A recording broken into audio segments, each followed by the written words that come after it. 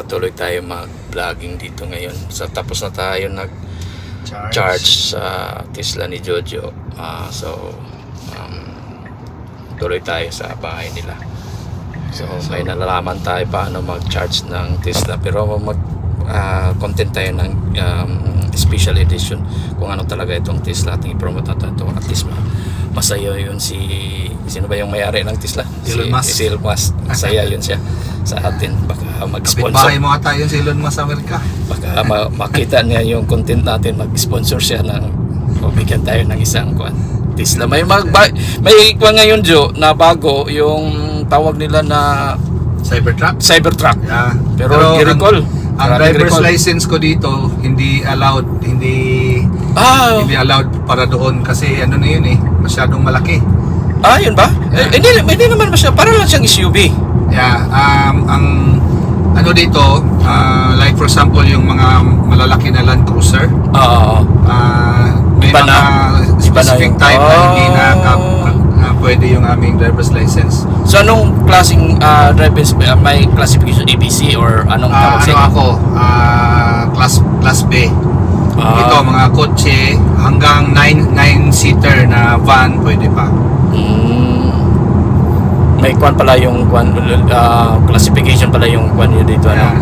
Doon naman sa amin lang CD, commercial driver, CDL yung ang pangkuhan. Baga kung sa Pilipinas yung professional. Hindi, yung para sa mga 18-wheelers. 18-wheelers, kung maka-CDL ka, lahat na galing sa motorsiklo hanggang 18-wheelers CDL. Pero sa amin class A ang lang yun, hanggang SUV kami. Class A, pero hindi na kami maka-drive ng bus. Pero at saka truck na truck, pero kahit na Cybertruck yung may bagong labas kasi sa Cybertruck sa Tesla. So far hindi pa na-release dito. Merong isang beses dito na dinala nila dito ang Cybertruck para i-test sa cold environment. Dinala nila sa north, pinatambay nila sa middle ng snow. Then so far maganda ang result. Okay. Kasi may recall daw kasi hindi daw safe yung hindi daw safety, madali matumba. Kung sa Bisaya pa tambalubo na. Tambalubo. Dali siyang saka mahal. Mahal na yun. Expensive. Mas expensive pa sa SUV ng Tesla, no? Pero makadrive ka ng SUV na Tesla. Yeah. Okay. Yung itim namin considered as SUV. SUV na to yun? Model X. SUV na pala yun. So ito yung mga farm pa rin ito or mga factory na? Farming area, pero paunti-unti na papunta dito galing sa city. Papunta na dito yung mga industrial plants. Nagkakuha na siya, no? Convert na sa industrial na, no? Parang expand out na sila. Yung pagdating nyo dito, hindi pa yan? Wala pang mga bago tiyata mga building ito, no? Ito mga bago na ito, usually ito karamihan mga warehouses. So mga industrial. Kasi tingnan mo yan, mga farming talaga yung landscape nila. Dami pa, marami pa. Yan, nagtitake advantage sila kasi pag winter hindi talaga pwedeng tanom yan. During winter, yung mga ordinary na puno nakakalbo yan. During fall, magiging yellow muna yung mga dahon, then unti-unting mahuhulog. So ibig sabihin na sa fall na yun na season. Yun, mga November. Mga early November. Tapos pero wala pang ice during the time. Tingnan mo yung kaganda dyan. Wala pang snow. Hindi pa winter, fall pa kasi. So yan hatak-hatak nila yung kanilang bahay. It's army nila dito. Pero paano talaga itong mga Norwegian dito, kumbaga compare sa ibang country, mas mayaman sila kaysa ibang country. Sa government wise na income, totoo yan kasi ang Norway, marami silang mga platforms ng oil rig sa North Sea. May mga oil company na pala dito. So ewan ko kung hanggang ngayon nag-exist pa, but nung dumating kami dito around 14 years ago sa ibang country, halimbawa yung budget ng isang country for 2025, i-collect pa nila yan sa tax para gagamitin for next year. Pero dito sa Norway, ang budget nila on hand na nila, nasa bangko na for the next 50 years. Oh, wow. So for the 50 years kuha na yun. Naandyan na yung budget nila. May naka-budget na. Yeah. Naging possible yan dahilan sa kanilang oil fund. So meron silang mga existing na mga oil rigs.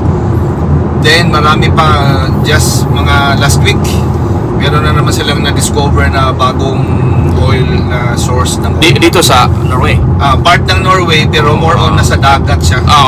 Offshore na. Offshore drilling. Offshore drilling. So yung mga lugar naman na parang oil capital dito, yung Stavanger, Bergen, doon yung mga oil companies, mga drilling companies. Ilan na bang population dito sa Norway? Hindi ako sure ngayon, but nung dumating kami dito around 5,000 to 7,000. Hindi ako masyadong sigurado. Kunti lang talaga. And then 5 million, 5 million. Hindi pa masyado kuwan pala. Populated. Nung nag-aaral ako sa about social studies, kasi we are required kami na mag-aral ng social studies subject dito para matutunan namin yung kultura ng Norway. Isa sa na-learn ko is yung typical na ugali ng mga Norwegian. Isa sa typical na Norwegian, ayaw nila ng maraming anak. So mayroon silang mga karamihan sa kanila mga anak, 1, 2, 3, marami na yung 4. Pero wala namang policy na two child policy. Ina-encourage na rin sila ngayon kasi meron ng joke dito na baka dadating ang panahon na mas marami pa ang mga foreigners dito kaysa sa mga local Norwegians, sa mga locals. Tama yun. So, in-encourage na rin sila. To be honest, sa totoo lang, sa na-observe ko dito, hindi ganun kadali na may anak ka na maliit during winter. Kasi walang katulong, no? Walang katulong, tapos magtutulak ka ng stroller mo, ice. Talaga. So hindi ganun kadali na magkaroon ng baby. Balik tayo sa pagdating nyo dito, required kayo na mag-aral ng social studies or mga history. Required kami na, nung una hindi ako required na mag-aral ng language, but ini-encourage kami. Then later on, nagkaroon ng batas na bago ka maging permanent resident dito after 3 years, kailangan merong number of hours na i-comply mo, na isi-certify ka ng school na na-comply mo tong during our sa panahon namin, it's I think 350 hours school hours yun na mag-aaral ka ng language. Language study lang, no? Language study. May school talaga, libre yun. Then for 2 years libre. Kailangan i-comply mo yun. Kung ayaw mong i-comply yung number of hours, kailangan mag-take ka ng exam. So sawa ng Diyos na tsambahan ko yun. So kailangan ipasa mo yun? Yeah, ipasa mo yun. Kasi isa yun sa requirements bago ka maging permanent resident. Yeah.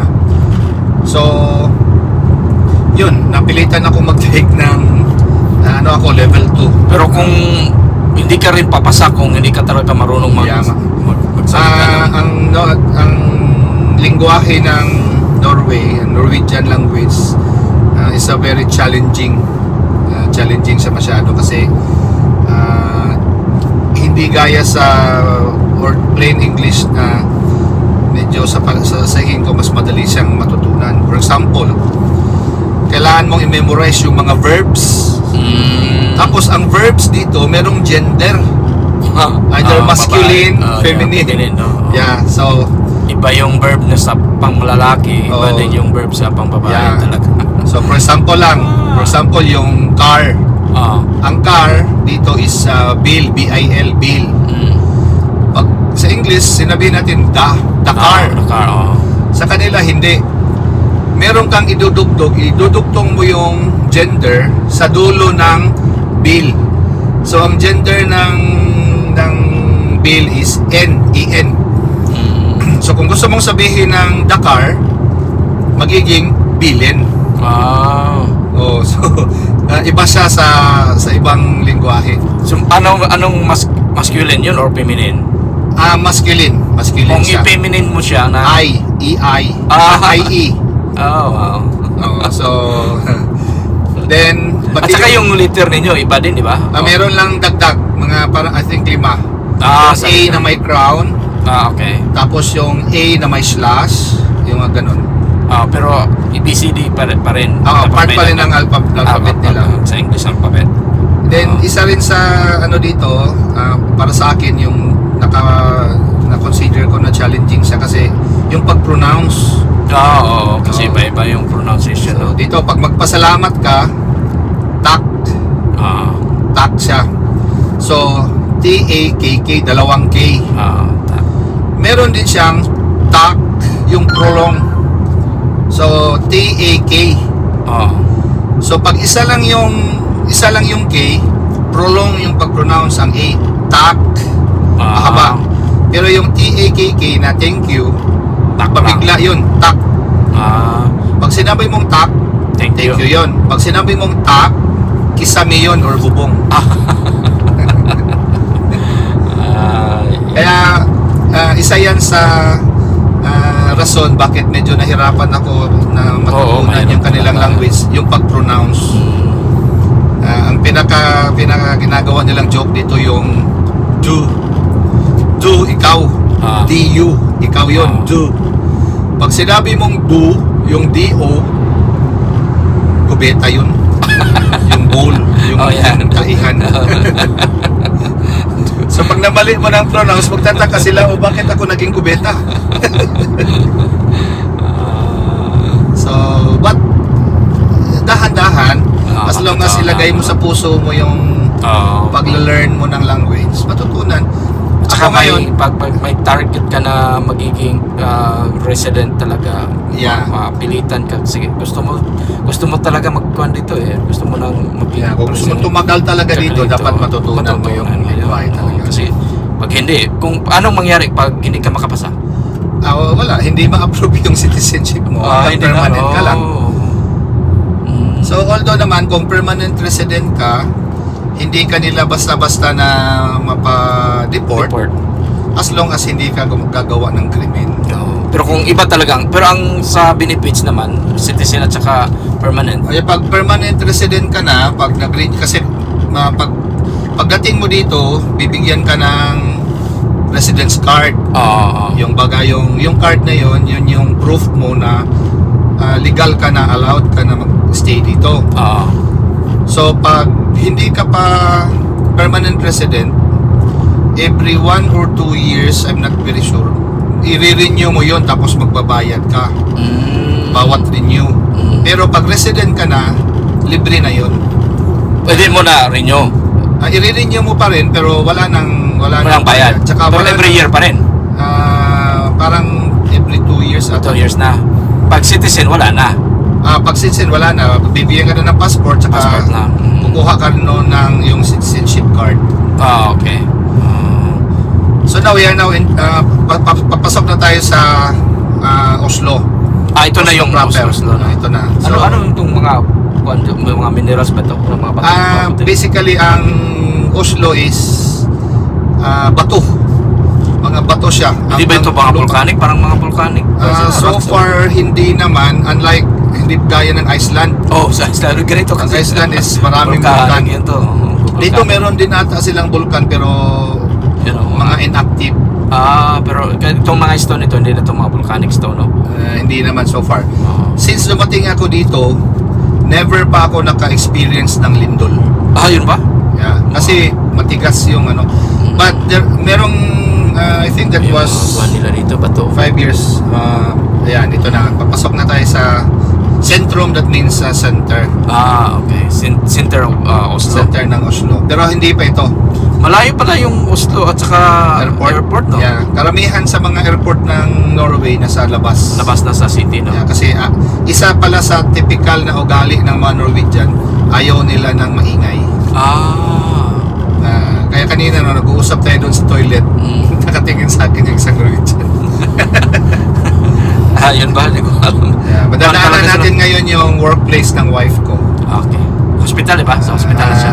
Nursing home. Pero pag nurse ka, magkuha ka na naman ng exam, ano? Yeah, mag-aaral ka ulit dito. Nung dumating, mga ilang years yun ang mag-aaral ka? 1 year ata. Okay. Tapos may mga language requirements. At saka yung para sa licensing. Sa licensure. Take ka ng parang national licensing exam nila. Para IKEA. IKEA pala dito. Kung pala yung IKEA, Sweden pala yun. Yeah. Sweden pala yung galing sa Sweden eh. Kaya pag IKEA. I heard sa Manila may bagong bukas na IKEA. Pero wala pa yan. Hindi ko pa alam kung ilan dito sa US. Hindi yata sila kaya masyado nakapasok sa US. Sa Europe dito. Affordable yung kanilang ayan yung dito yung banda yung building ng asawa ko. Yun. Anong kwan siya? Day shift or? More on morning shift siya. Siya yung parang ang tawag sa kanya sa Norwegian is nationally fag. Parang siya ang mga nagtuturo sa mga bagong recruits. Kung ano siya? Education? Parang nurse educator. Nurse educator. Sa mga staff nila. Tapos siya ang nag-update about sa mga basic life support, sa mga sa amin tawag doon Staff Development Coordinator, SDC. Yeah. So itong nasa right, isa yan sa parang industrial commercial area dito, Alnabru tawag. Ano mga kwan dito? Mga product dito? Ito cement factory, tapos may malaking mall dyan. Okay. May ginagawa silang tunnel dito, ayaw ko saan lulusot yan. Dito sa Norway marami silang mga tunnels. Pero ganito pa talaga ang traffic o mas matraffic pa? Traffic pag rush hour. Pag rush hour? Bumper to bumper din? Ngayon kasi summer vacation dito sa Norway, kaya majority sa mga Norwegian nasa labas, nasa kanilang mga vacation house, yung iba nasa labas ng country kasi gusto nila mas mainit pa na climate. Pero kung peak season dito or rush hour, medyo traffic. Bumper to bumper. Hindi naman yung parang nakahinto, but it is still moving. Pero ano na yun, parang nai-irritate na mga Norwegian sa mga ganyan. Pero mas kuwan pa dito mas hindi pa populated. Marami pang one good thing about yung ginagawa ng gobyerno dito, hindi basta-basta tinatanggal yung mga puno. Yung mga trees, no? Later on sa mga trips natin, mapapansin niyo na mas gusto pa nilang gumastos ng billions to make tunnel kaysa sirain nila yung gubat. So marami tayong madadaanan na mga tunnels. Nakikita mo ang mga malalaki ang mga trees sa taas. Yun din sa pag landing mo sa Oslo International Airport, makikita mo pang greener pa hindi pa nila na-touch yung particular sila dito sa environment. Isa yan sa rason bakit dumadami ang electric cars. Actually maraming mga nagkikriticize sa electric cars kasi raw yung kuryente na ginagamit sa pag-charge ng kotse galing nagki-create din raw ng pollution. Siguro sa ibang bansa but not in Norway. Kasi sa Norway, around 90% sa source ng kuryente dito is hydroelectric plant. Saka wind turbines. Kasi marami din kayong mga falls, maraming lakes, maraming falls. Hydro. Tsaka ang falls dito hindi nila sinisira. Naglalagay lang sila ng mga tubo sa gilid.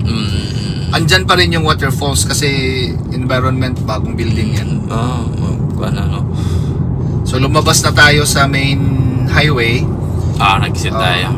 Exit na tayo. So itong kalsada na to, ito na yung straight papunta sa Sweden. Makikita mo, Sweden, Stockholm, Göteborg yan sa Sweden yan. di ba? Stockholm. Sa Sweden yan. So, ito yung road. So, kapitbahay talaga niyo yung Sweden pala. Katabi. Katabi na.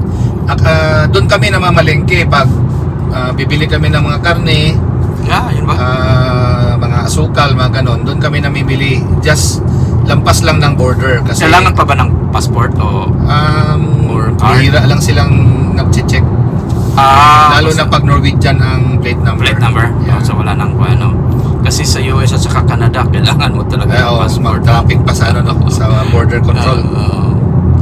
Hindi sila papayag. Stockholm. Stockholm. So itong ang speed limit natin ngayon is 70. So lampas tayo ng konti. So, pero stricto ba dito? Stricto din, timing. So kung 70 talaga? Yeah, pero meron silang mga speed camera dito, dapat memorize mo. Sa US kasi meron silang 10. Kung 70, allowed ka pa ng 10 or below.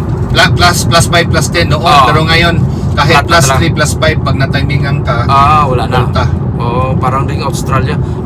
Stricto din. Sa Switzerland ganun din. Pag 70 hindi ka dapat lalampas. Pero may mga lumalampas pa rin, tinan mo sila. Malalampas speed. So, pero delikado yan. Ako maingat ako kasi ang maliban na bubutasan yung lisensya mo, magmumulta ka pa. May fine yan. Yeah. May kwan. Kung hanggang may kwan yan, sa amin may table. Kung ilang kilometers per hour yung lampas mo. Tawag sa amin. Minus points. Kung magka 50 points ka na, may restriction ka na.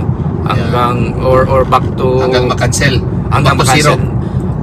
Back to school ka. Paaralin ka. Tapos mag-exam ka naman ulit. Exam ka naman ulit. Tapos ang pinaka ko talaga prohibited to drive ka ko yung DWI, yung driving with influence of alcohol. Pag lasing, sigurado. Dito, ang mga police dito, meron silang breathalyzer. Breathalyzer. So kung mahuli ka na lasing, kwan din? Cancel ba yung kwan mo? Usually, nakukulong. Pero ang driver license mo? Depende sa level ng alcohol. Okay. Kasi 5% sa amin, stricto yun. So mapansin mo rin dito, kahit magkalapit lang maraming mga malls. So halimbawa kung baga sa Pilipinas, barrio or district, meron silang sariling malls. Yan ba? Sa US naman wala na kaming barrio, so city talaga. Kahit dito may mga municipality. Under to ng city of Oslo. Doon kasi pag kabila, ibang pangalan, city na yun. Kung for example, kasi will develop na, di ba? Kung katulad ng kung sa Davao, kung sa Pilipinas, pag Turil, city na yun. Pag Kakalinan, city na. Pag Ulas, kung malaki na siya, city na yun. Wala nang kuan. Isa ito sa malaking garahian ng subway ito. Subway pala ito na kuan. Dyan sila nakatambay yung iba. Hanggang saan itong subway nito? Hanggang pinakamalayo nito is dyan sa Mortensrud, malapit sa bahay natin. Mga subway pala dito hanggang doon sa Oslo City. Sa sentro. Sa sentro, no? Lusot-lusutan yan. Kasi yung subway sa ilalim, di ba? Ilalim. Pero may mga part din na lumalabas sila, but karamihan doon sila sa ilalim talaga, tunnel. Nice. So ito, palabas na naman tayo ng sentro ng Oslo, pero part pa nito ng Oslo.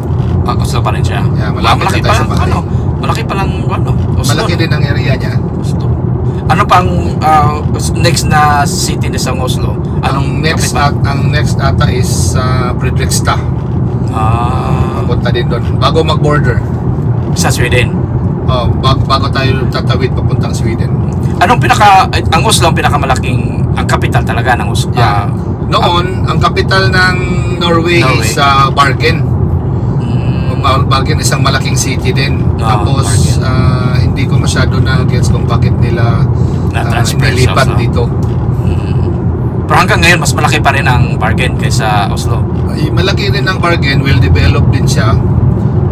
Pero ang international airport dito sa Oslo, meron din silang malaki doon na international airport, pero mas malaki ang sa Oslo. OSL. Ayan, yun yung mga toll. Ayan, pag bawat daan mo, pag electric, 15 kroner. Pag mga diesel, mas mahal. Pag gasolina, mas mahal. every time nga magdaan ka? Yeah, halimbawa daan tayo ngayon, tapos babalik ka within 1 hour, isa lang ang bayad. Pero after 1 hour? After a minute, after isang oras, bayad ka na naman. So wala kayong monthly? Unlimited? Wala. Ano lang, meron tayong parang anong tawag dyan, yung merong contract sa toll company na hindi na bawat daan ka pasisend lang sila. Pasend lang. Mas mura yun, di ba? Merong discount. May discount yun. Kasi sa US na mga toll fee, meron silang monthly or yearly yata na mas wala yun, unlimited. Kahit kahit ilang beses ka dadaan. Dito hindi. Bawat daan mo talaga ang bilang. Mas mura siya. Pero kung hindi ka naman, kasi katulad namin, wala kami nag-toll. Marami kasing toll doon sa New Jersey at saka sa New York. So yung mga taga doon, yearly yata ang bayad nila. Pass ba yung tawag nila doon? Toll pass. So yearly na yon.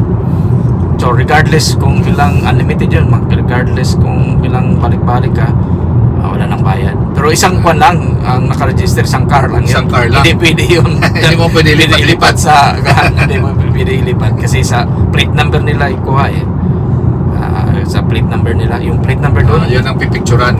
picturean. Ang plate number doon, transferable siya pero may date of sale na. So kung maglipat ka ng ibenta mo, pwede mong kunin yung luma mo na plate number. Pwede mo, hindi mo isali yung sa pagbenta. Car lang talaga. So yung kahit na plate number mo, forever mo i-keep mo yung forever, pwede na yun. Kasi yung sa akin, pag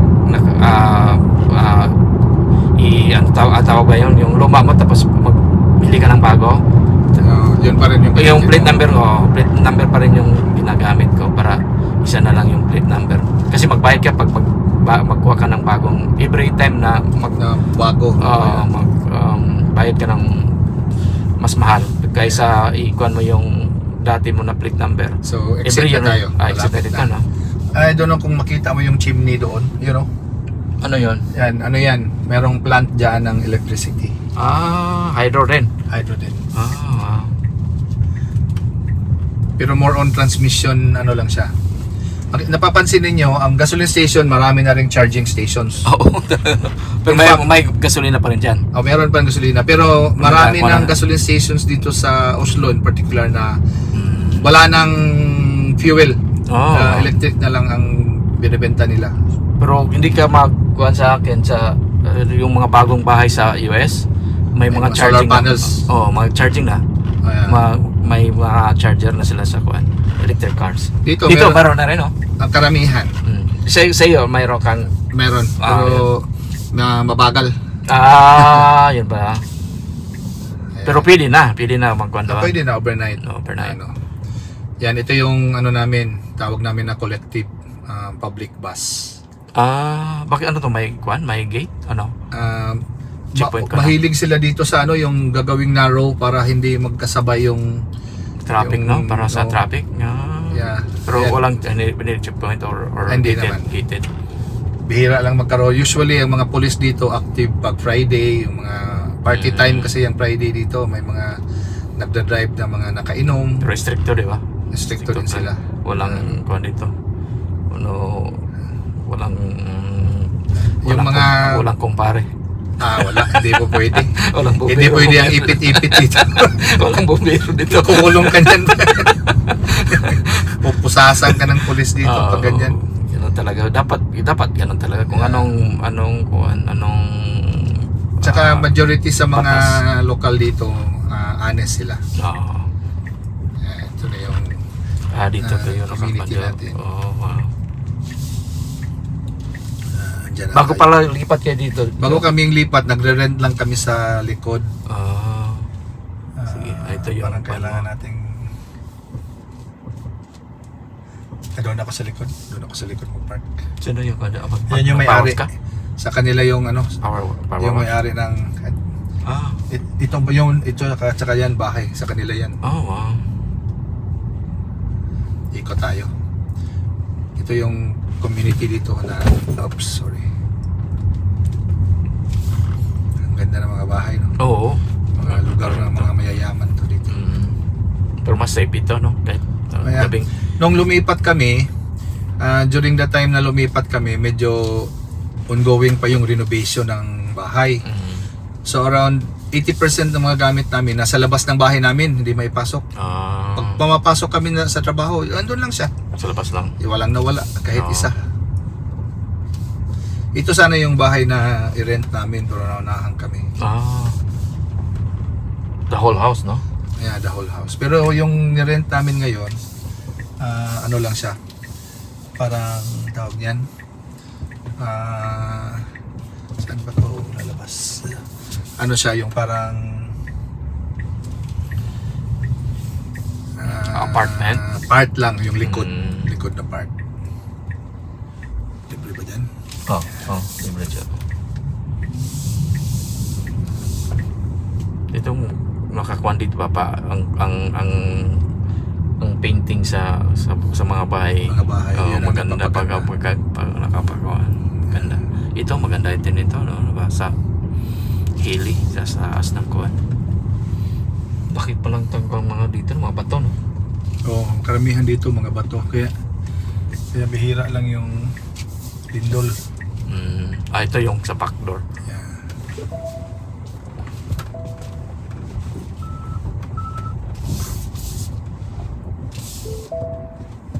Ganda pala ito mga kuwan sa Tesla, no? Saan? Mga kuwan, Pictures. So far, marami namang brand na available, pero mas happy kami sa Tesla.